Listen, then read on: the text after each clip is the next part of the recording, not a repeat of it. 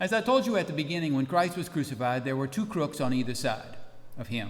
We call one the good thief and we call one the bad thief. But there were two criminals crucified on either side of him.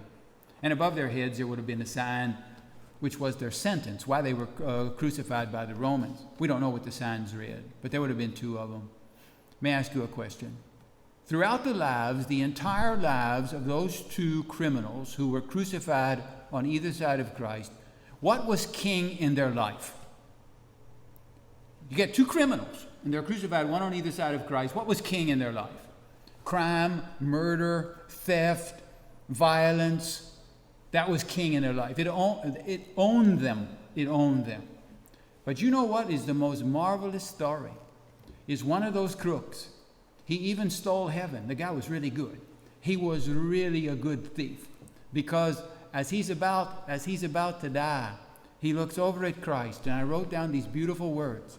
And these are the words of the good thief. This is what he says. Jesus, remember me when you come into your kingdom. And at that moment, he switches kings. At that moment, he switches kings. From crime, theft, murder, violence, he switches on his death cross. The dude switches, and he becomes the first person to acknowledge Christ as king.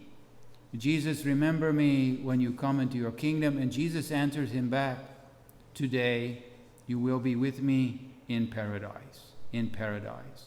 We know the dude's name. We know the guy's name. His name, according to the tradition of the church, is Dismas, D-I-S-M-A-S. You can do an internet search for him if you want to read a little bit about him. We don't know too much about him. May I ask you to do me a favor? If you have a false king in your own life, something else is controlling or dominating you, you should switch king.